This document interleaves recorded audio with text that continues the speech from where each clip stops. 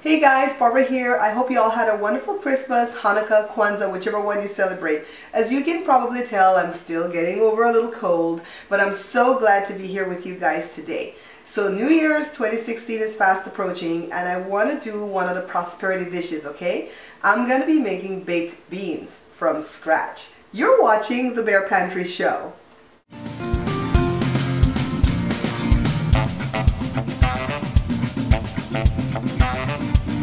Say hello to my guest, Mario Ramirez from Box 11.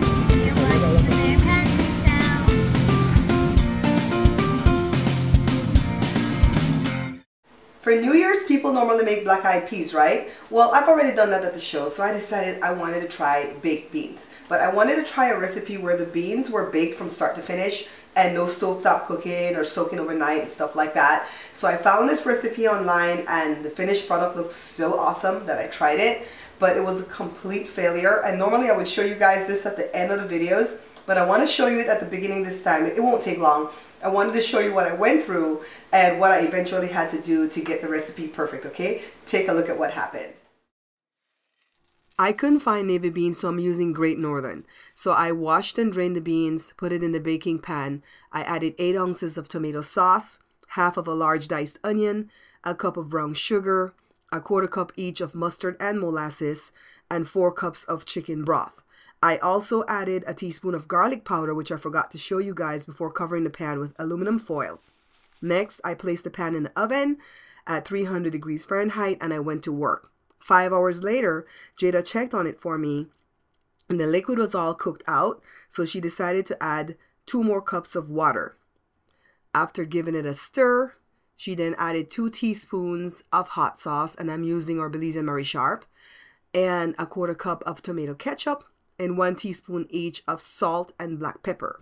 She stirred it up again, covered it up, and let it go for 2 more hours. At this point, I came home from work and I checked on them, and to my disappointment, the beans were still hard. They were not cooked.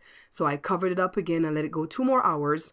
At this point, I went into salvage mode and decided that I'm going to boil the beans on top of the stove. And although it tasted good and smelled good, the beans were still not cooked after an hour of boiling. So Joe called foul and he says, just throw that out and start from scratch again. So this is what I'm doing now. This is the next day, Great Northern beans again. First, let me wash them in the colander and make sure that I pick out the ugly ones, rinse them off well, and then transfer them to the pan for my pressure cooker. Yes, I'm going to soften the beans a bit first in the pressure cooker, okay? Let's add 8 cups of water and then insert the pan into the unit.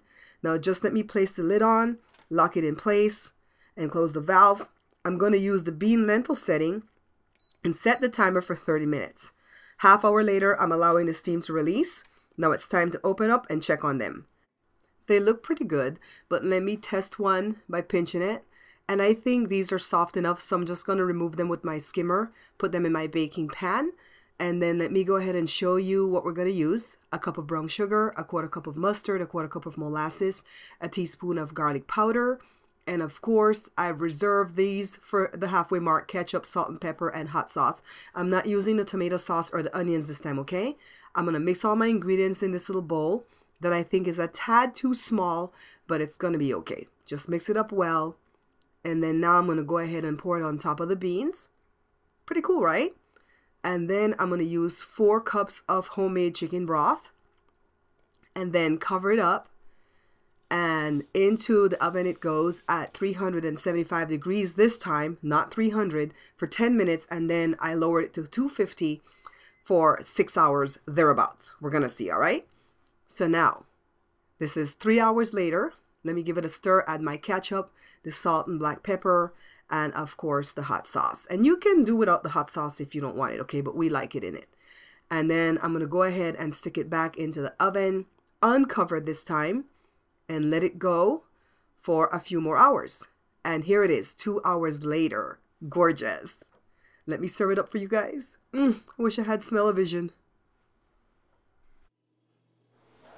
Now, you know I'm not going to leave you guys hanging like that, right? I know that a lot of people don't own a pressure cooker, and honestly, the only reason we own one here at the Bear Pantry Show is because of my friends Alfredo and Cleo. They gave me a gift card to Bed Bath & Beyond a few months ago, and I invested in this, and it was the best investment ever. So of course I'm going to show you guys how to do it on the stovetop too, okay? And there's a trick that we're going to have to do because I did not have the beans overnight to soak them. So I'm going to show you a trick that you can do if you didn't have time to soak the beans, okay? So let's get started.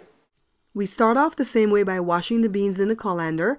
Let me transfer to a large pot and then add 4 cups of water. I'm going to bring this to a boil for about 10 minutes, and then I'm going to shut the heat off, cover it up, and allow it to sit here for 1 hour. That's the trick if you didn't have time to soak it overnight, all right? Now it's time to drain again, put back into the same large pot, and then now I'm going to add 8 cups of water, and I'm going to bring this to a boil once again, and then turn the heat down to medium and allow it to cook for 1 to 1.5 hours. It's going to look something like this, but test it by squishing one of them, okay? If it's soft enough, it's good to go. Now let me use the skimmer, put it in the pan, add all the same ingredients as sugar, mustard, molasses, garlic powder, and these ones wait for halfway through. Let me go ahead and pour my beautiful sauce on top of the beans. This time, instead of using chicken broth, I'm just going to use the bean stock, and I need 4 cups, so I'm going to make up the difference with water if I don't have enough, okay? Let me cover it up, stick it into the oven at 375 for 10 minutes, lower the temperature to 250 and allow it to go. This is 3 hours. I'm adding the ketchup now, the salt, the pepper, and the hot sauce. And as you guys can tell, I'm doing both of them on the same day, okay? Now let me stir this up back into the oven for only 1 hour. Take a look. It's thick already, so this one's done. So let me go ahead and serve this up for you guys. Take a look at it fresh from the oven though. Isn't it gorgeous?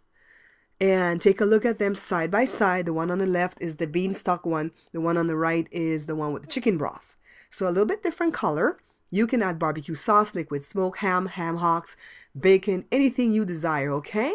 Now let's watch as Joshua tastes. Hi everybody, I'm doing a blind test taste on the 2 beans. There you go. Alright, first one.